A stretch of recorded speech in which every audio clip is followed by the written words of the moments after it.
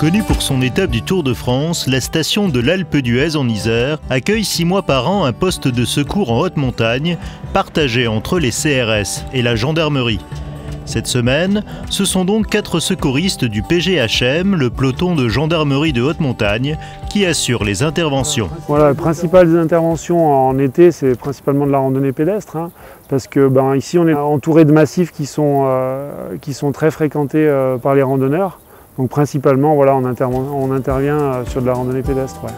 Comme tous ses collègues, le maréchal des logis-chefs Luc a suivi une formation initiale de plus de 9 mois en secourisme, mais également en ski, alpinisme, escalade ou canyoning.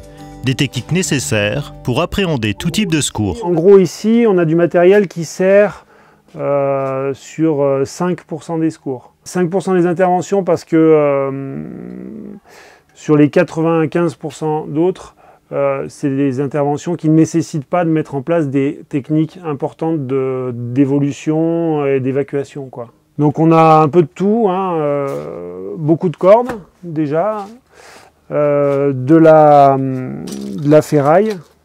Ce matériel-là va nous servir pour des interventions qui sont plus techniques et qui demandent plus de matériel.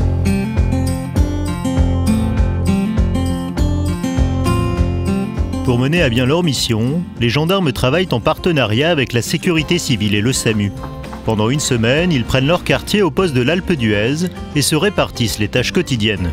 D'ailleurs aujourd'hui, c'est le capitaine Pierre-Marie qui fait la cuisine. On se répartit les tâches ménagères tous ensemble et puis la cuisine un soir par personne.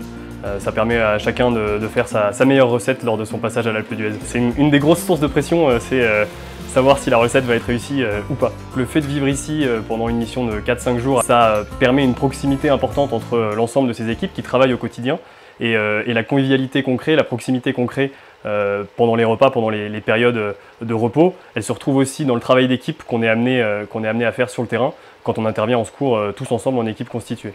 Attends, non, il n'y a pas de rupture d'anévrisme, donc c'est post-chute.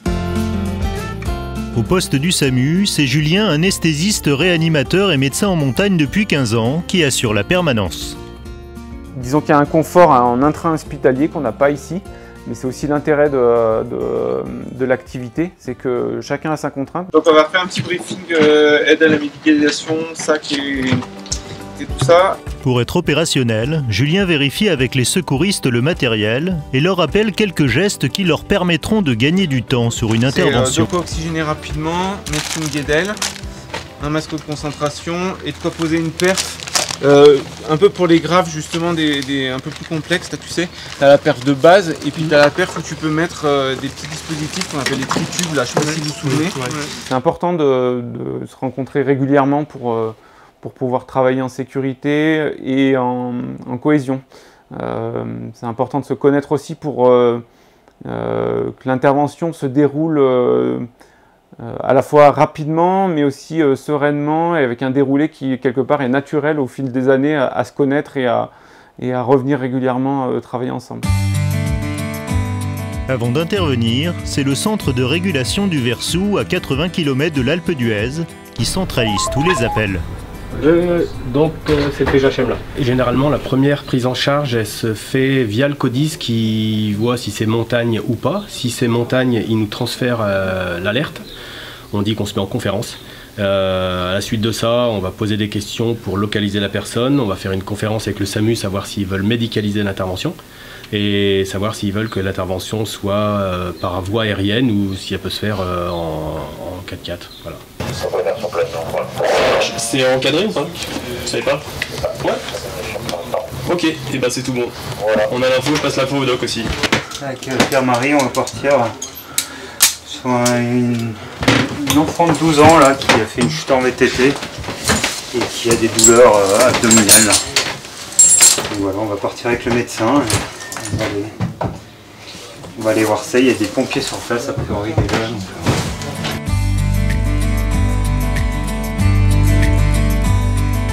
On est chargé de la sécurité du personnel qui est derrière, qu'ils soient bien tous longés, que le matériel soit longé, qu'il n'y ait rien qui soit à la traîne.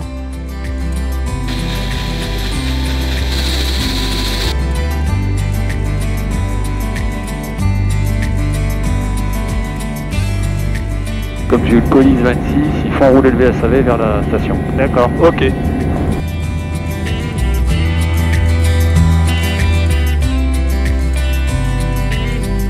Pilote en haute montagne, en fait, c'est un métier un petit peu avec des spécificités parce que la montagne, avec l'altitude, la température, la densité de l'air variant, font que les conditions de pilotage peuvent être complexes. L'aérologie donc est changeante et donc on travaille souvent dans les limites de puissance de nos machines. Donc ça nécessite vraiment un apprentissage et une expérience qui s'acquiert au fil des années. Une fille qui a fait une chute en vélo, qui s'est pris le guidon dans le ventre. Bonjour, vous avez des constantes? Oui, t'as les constantes. Et respire fort par la bouche. Tiens, vers le bras. Richard, il n'y a pas de critère de gravité, donc elle peut évacuer sur le plus simple pour nous. Je passe un coup de fil à la régule. Temps de vol? Grenoble, 18. Ce métier il me plaît parce qu'il est différent tous les jours. Il n'y a pas une journée qui ressemble à une autre. D'attendre les alertes sans vraiment savoir sur quoi on va partir, de s'adapter en permanence, c'est vraiment ça qui me plaît, et d'aider les gens qui sont en difficulté en montagne, voilà, pour que le milieu reste un plaisir et passionnant pour tous.